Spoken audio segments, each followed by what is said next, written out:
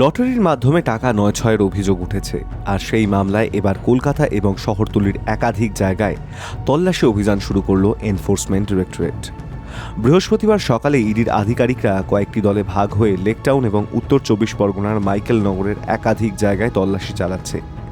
ED সূত্রে খবর, Michael নগরে লটারির একটি গুদামে তল্লাশি চালানো হচ্ছে। ইডির আধিকারিকরা মনে করছেন এই ঘটনার সঙ্গে প্রভাবশালীদের যোগ রয়েছে। এই প্রতারণার জাল কত দূর বিস্তৃত, কারা কারা এই চক্রের সঙ্গে জড়িত, তার তদন্ত হচ্ছে বলে ইডি সূত্রের খবর। দিল্লির সদর দপ্তর থেকে ইডি আধিকারিকেরা শহরে এসেছেন। বৃহস্পতিবার সকাল থেকেই তদন্তকারী অফিসাররা বেশ কয়েকটি দলে ভাগ হয়ে লটারি প্রতারণা মামলার যোগসূত্রের খোঁজে তল্লাশি অভিযানে নেমেছেন।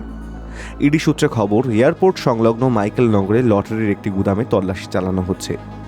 এই প্রথম নয়, এর আগেও 2023 সালের অক্টোবরে লটারির বেআইনি টাকার যোগসূত্র খুঁজতে উত্তর 24 পরগনার মধ্যমগ্রামে একটি লটারি সংস্থার ছাপাখানা এবং গুদামে তল্লাশি অভিযান চালায় আয়কর দপ্তরের আধিকারিকরা।